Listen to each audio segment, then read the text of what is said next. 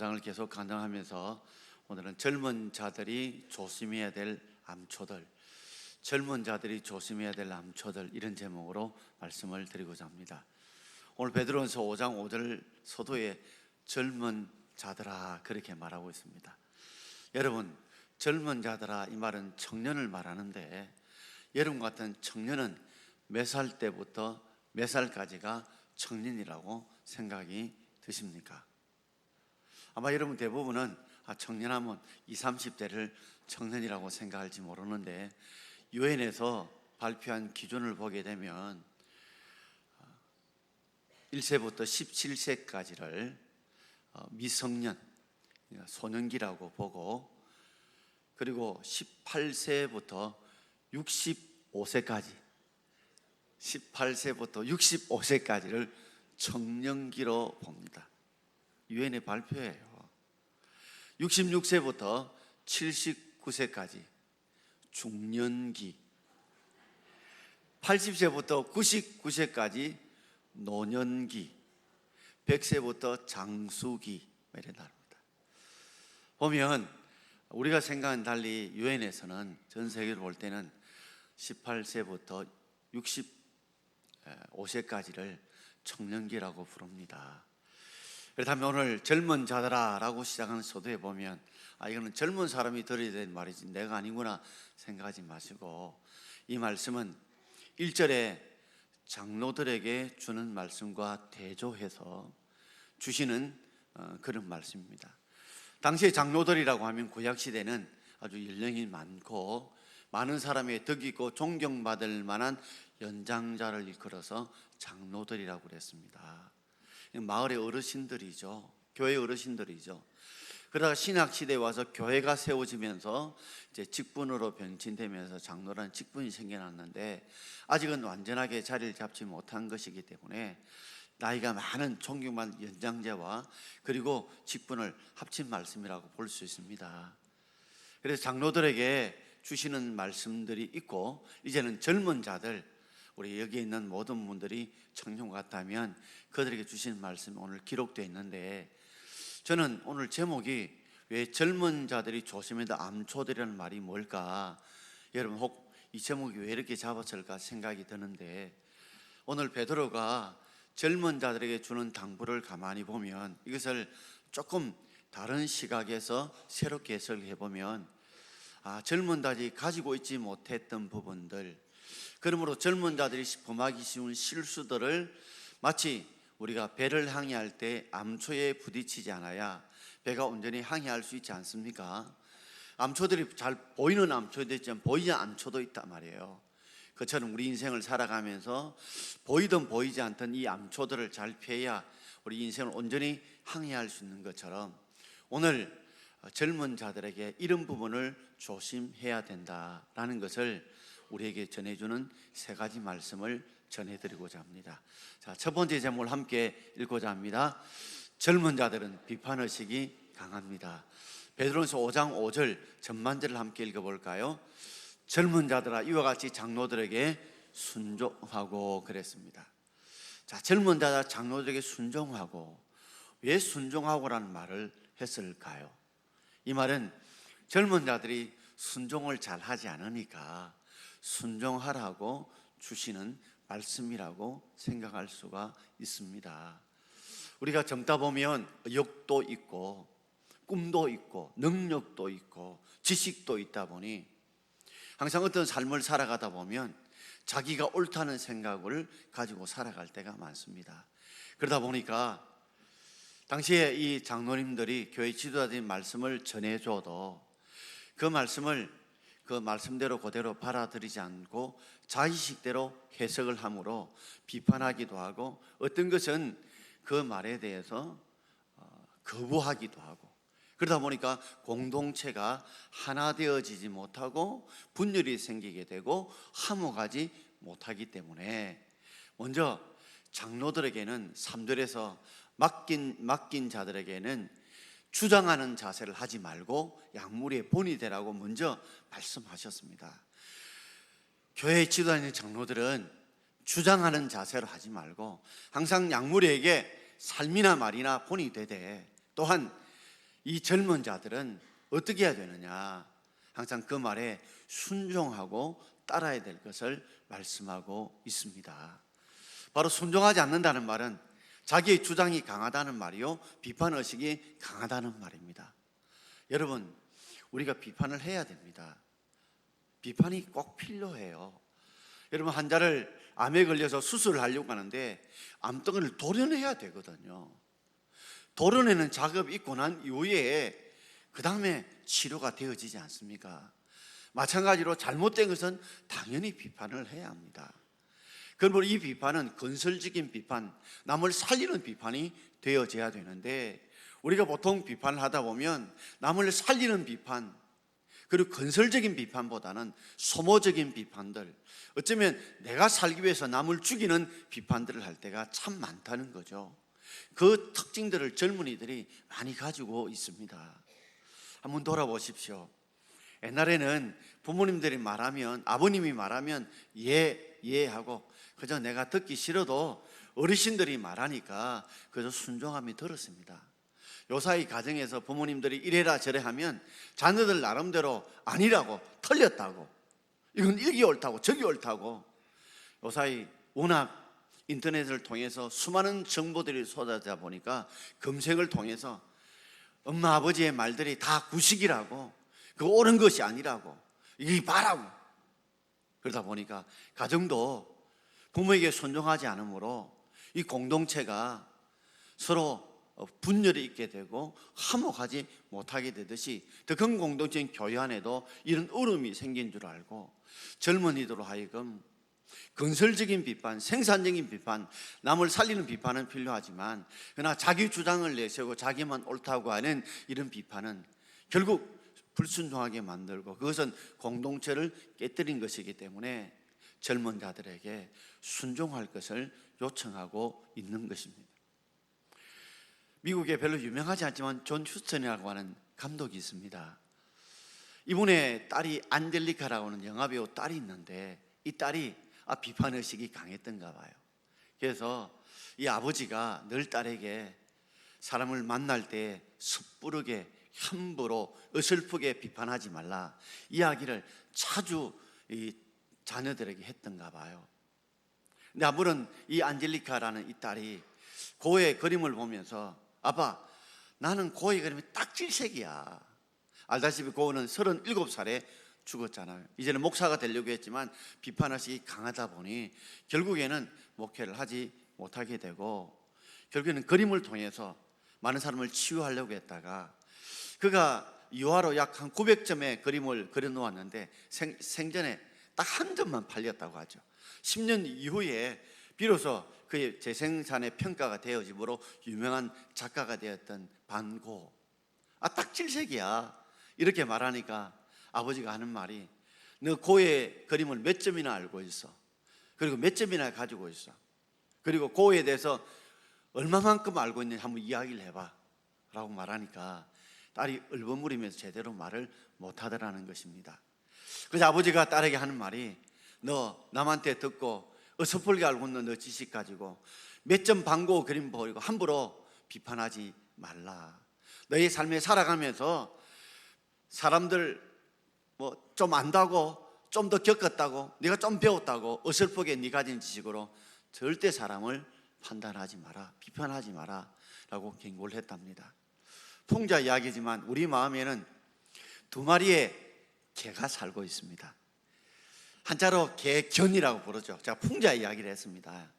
두 마리의 견이 있는데 그 견 이름이 선입견과 편견입니다. 사람들 마음속에는 다 선입견과 편견을 가지고 있어요. 저도 가지고, 여러분 다 가지고 있죠. 그래서 우리가 사람들을 겪어본 걸 가지고 나름대로 선입견을 가지고 있는데, 한번 생각해 보십시오. 부부가요 30년 40년 살아도 괜히 낯설 때가 없던가요? 아내를 보고 아직도 내가 아내를 잘 모르고 남편을 잘 모를 때가 없던가요? 3, 40년 함께 살아도 아직도 우리가 알지 못하고 낯선 것들이 있지 않습니까? 오늘 집에 가서 한번 물어봐요. 남편이 좋아하는 음식이 뭐고 취미가 뭔지 갖고 싶은 거 물어보면 맞출 수 있는 분이 몇 분 될까요?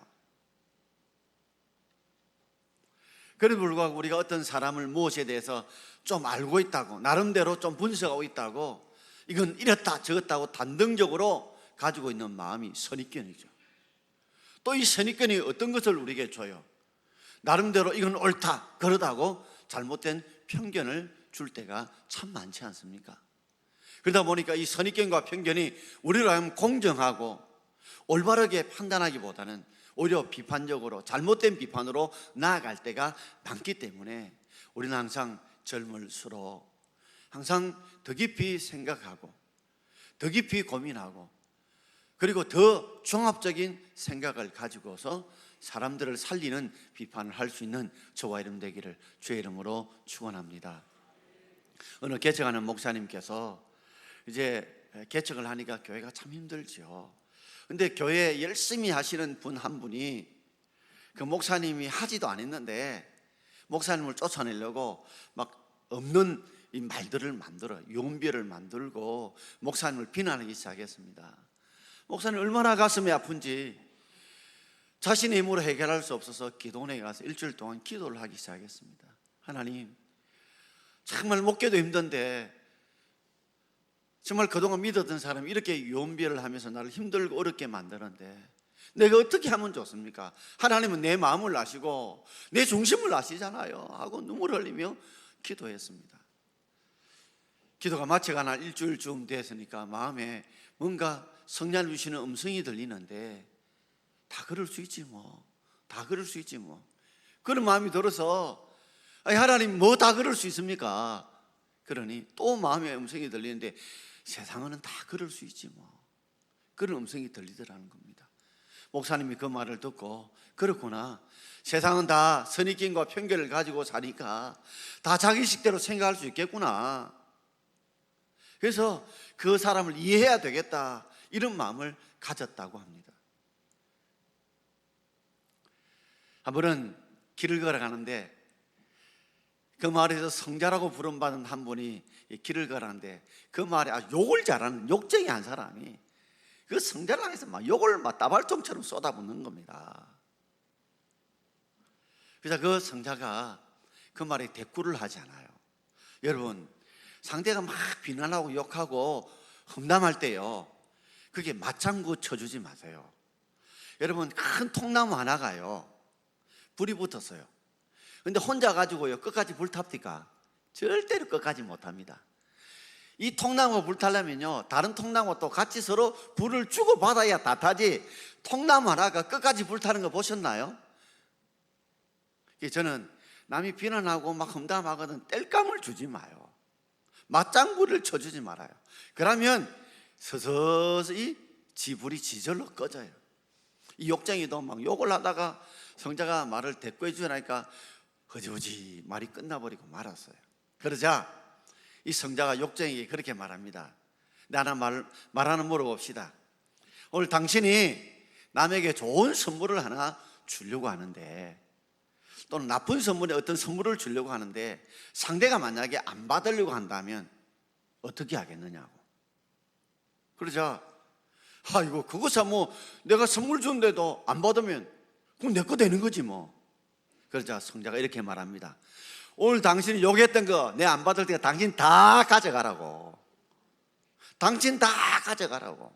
여러분, 쓸데없는 그런 비난 그리고 남을 죽이는 비판 이런 것 있거든. 그걸 너무 귀담아 듣지 마세요. 그런 거 다 당신 받아가라고, 받지 말아라 말이죠. 그런데 그런 말에 막 받아들여서 아파하고 고민하고 갈등하지 마시고, 그저 말 같지 않는 말 같으면 그저 다 그거 하세요. 우리가 그걸 하나하나 다 막 변명하고 이러려면 또 땔감을 주게 또 말이 생깁니다. 어떤 데는 포도주에 찌꺼기가 있으면요 그거 어떻게 다 걸러요. 그러나 말없이 하나님께 기도하다 보면 언젠가 때가 되면 뭐요, 찌꺼기는 다 바닥에 가라앉게 됩니다. 진실은 언젠가는 드러나게 될 줄 알고 우리가 참고 인내하고 견디는 저와 여러분 되기를 바랍니다. 자, 두 번째 제목을 같이 한번 읽겠습니다. 젊은 자들은 교만하기 쉽습니다. 자, 5절 하반절부터 6절까지 우리 함께 읽어보겠습니다. 하나님은 교만한 자를 대적하시되 겸손한 자들에게는 은혜를 주시느니라. 그러므로 하나님이 명하신 손 아래에서 겸손하라. 때가 되면 너희를 높이시리라. 할렐루야. 왜 베드로가 하나님은 교만한 자를 대적하시되라고 말을 했을까요? 그 말은 젊은 자들이 교만하기 쉽기 때문에 그렇습니다. 젊은 자를 교만하기 쉽기 때문에 하나님은 교만한 자를 대적하신다, 심판하신다. 그러나 겸손한 자에게는 뭘 주신다고요? 은혜를 주십니다. 은혜를 주십니다. 그러면 하나님이 능하신 손 아래 뭐하라고요? 겸손해라. 그러면 때가 되면 너희를 높이시리라. 할렐루야. 우리가 하나님이 능하신 손 아래 하니까 옛날에 속담에 그렇죠. 막 사람이 날고 기면 누구 손 아래 있답니까? 부처님 손바닥 안에 있다듯이 이 모든 것은 하나님의 손 아래 있는 줄 믿습니다. 그러므로 우리가 어떤 때는 정말 겸손하게 되면, 때가 되면, 하나님이 때가 되면 하나님 우리를 높이시는데 어떤 은혜를 주신다고요? 높여주시는 은혜를 주실 줄 믿습니다. 내가 진정 나를 낮추면 하나님이 때가 되면 참고 기다리면 높여주신 은혜를 우리에게 주실 줄 믿습니다. 마치 시소와 같다고 봐요. 내가 하나님을 높이면 하나님이 때가 되면 나를 높여주십니다. 그러므로 교만하다는 게 뭐예요? 내가 남보다 낫다 하는 생각이 있다는 게 그게 교만이고, 겸손이 뭐예요? 남이 나보다 낫다는 것이죠. 사람이 남보다 100% 나은 것도 없고 100% 부족한 것도 없습니다. 교만한 자를 가만히 보면 자기보다 남이 못한 건 늘 쳐다보고 생각하는 사람이 교만하고, 겸손한 사람은 나보다 남이 나은 것을 보고 생각하는 사람이 겸손한 것과 똑같은 원리입니다. 특별히 젊은 자들을 보게 되어지면 교만합니다. 의욕도 있고 힘도 있고 능력도 있고 돈도 있고 그리고 지식도 많다 보니까 내가 남보다 낫다는 이 교만 때문에 하나님의 심판을 받을 수 있습니다. 그걸 알고 베드로 사도는 젊은 자들에게 교만하지 마라, 겸손해라. 그럴 때 하나님이 은혜를 주신대. 너를 높여주는 때가 되면 높여주는 은혜를 주실 건데 그 은혜를 받으라고 말씀해 주고 있는 것입니다. 이건 정말 우스운 유머입니다. 유머예요. 없는 이야기인데 누가 지어냈겠죠. 어떤 한 분이 아주 오래된 중고 모닝을 타고 가고 있는데 빨간불에 딱 정지에 섰습니다. 그 옆에 차가 하나 왔는데 아주 반짝반짝 새로 산 그랜저가 하나 옆에 서게 됐습니다. 그랜저 아줌마가 창문을 싹 열면서 옆에 보니까 모닝 운전하는 아줌마를 보고 모닝 그거 얼마 주고 쌌어? 이래 물은 거예요. 그러니까 모닝 아줌마가 속이 상해도 이거 말 같지 않은 말, 인간 같지 않은 인간하고 상대하면 마음을 싶어가지고 마침 파란불이 와서 출발했어요. 또 가다가 마침 또 빨간불 앞에 딱 선 거예요. 그래서 그랜저 아줌마가 또 창문을 열고 그 모닝 얼마 주고 쌌어? 이렇게 이야기를 하는 겁니다. 모닝 탄 아줌마가 한마디 해요. 와, 벤저 쌌더니 모닝 끼워주더라, 덤으로 주더라. 와. 세상 사람들은요 이런 마음들을 가지고 있다. 내가 가지고 있는 자리, 차, 집 평수 이런 걸 가지고 사람들을 이렇게 평가하는 교만한 마음들이 있는 거예요. 여러분 벤저 사다가 모닝 덤으로 끼워줬는데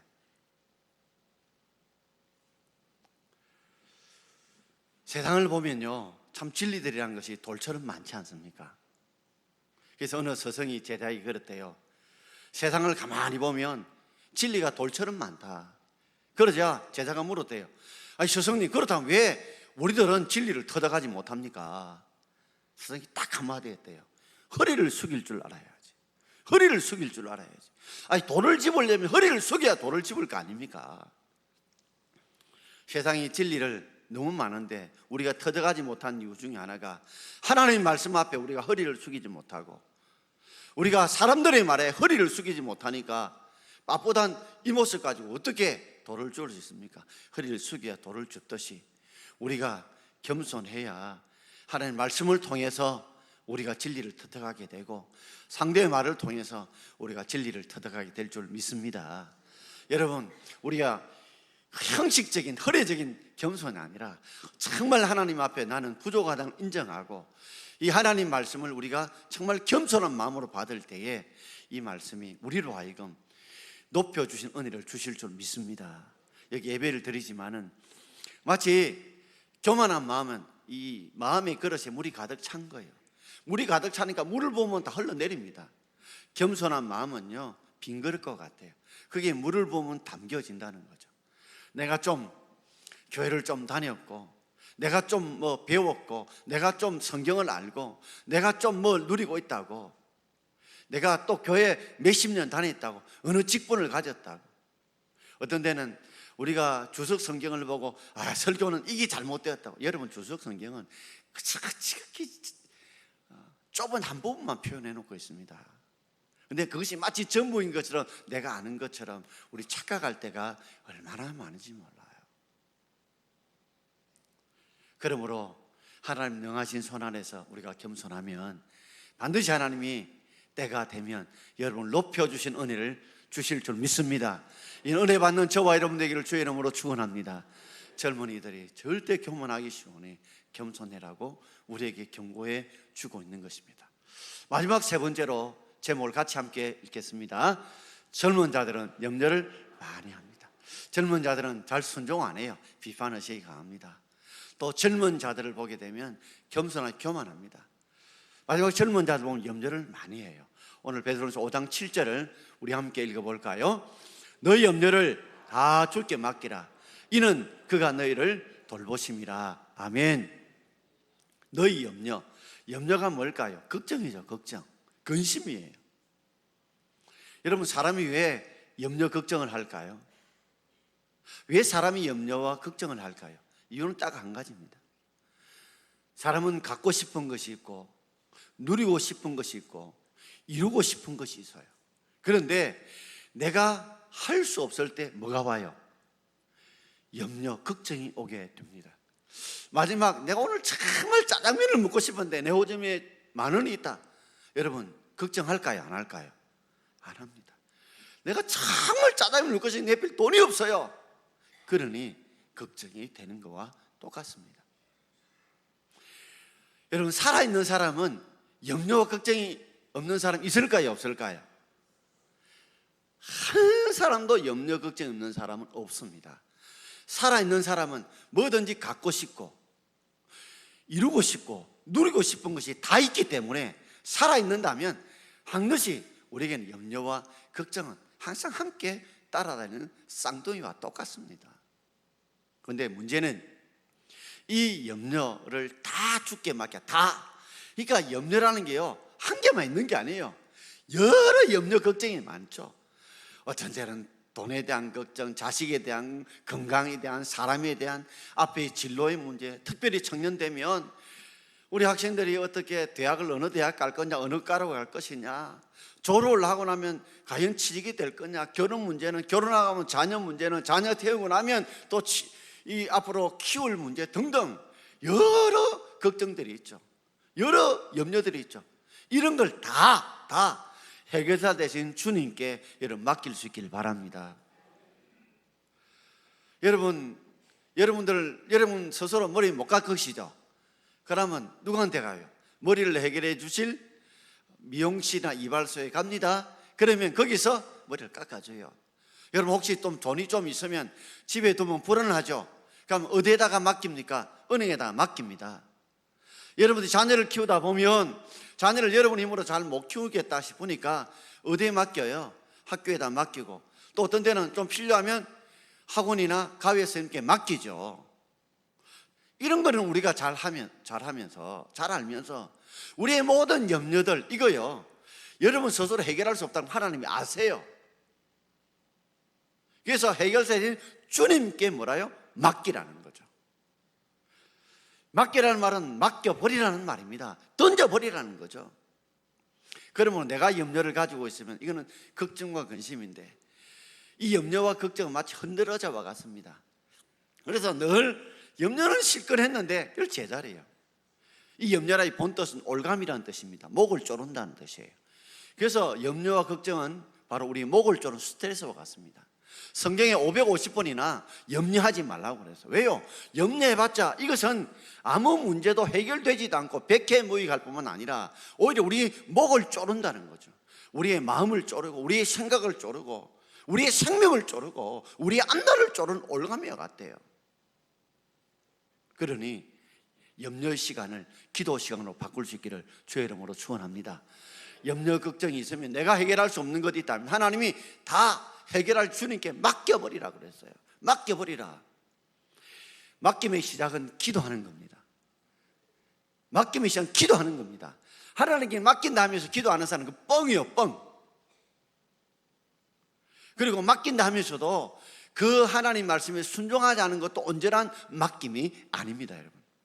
여러분께서 어느 암을 치료하러 갔는데 의사가 배를 째고 수술을 해야 된다. 나는 절대 못한다고. 그럼 의사가 뭐랄까요? 내 말에 따르지 않을 것 같으면 나도 당신의 병을 치료할 수 없다는 거죠. 그와 마찬가지로 맡긴다는 것은 바로 하나님 앞에 기도하는 것이고, 맡긴다는 그 하나님 말씀대로 주시는 감동대로 내가 순종한다는 것이 맡기는 것입니다. 옛날에 목욕탕에 이게 옷 열 때 보면 그 적힌 말이 있죠. 맡기지 않는 기증품은 주인이 책임지지 않는다고 주인 100이라고 찍힌 거 옛날에 보신 적 있으시죠? 실컷 내 기증품이 있어 돈이 있고 뭐 금팔찌도 있고 시계도 있는데 그거요 귀찮다 싶어가지고 주인한테 안 맡기고 갔는데 누가 도둑놈이 와가지고 가갔다. 그럼 주인 책임이 없어요. 맡기지 않는 기증품 주인이 책임지지 않고 주인 100이라고 찍혀놨잖아요. 하나님은 우리에게 맡기지 않는 걱정은 책임지지 않습니다. 여러분, 하나님 왜 이렇게 맡기라 해서 그 이유가 있습니다. 하나님은 보이지 않지만 살아계시고 전능하신 분량을 그들에게 체험시키고 깨우치게 하는 방법이 뭐냐? 그들이 할 수 없는 것들을 통해서 이걸 해결하신 하나님을 통해 가지고 그들이 비로소 하나님이 전능하시고 그들이 기도를 들으시고 전지전능하심을 그들에게 보여주심으로 아, 하나님이 살아계시구나. 은밀한 가운데 내 기도를 보고 계시고 듣고 계시구나.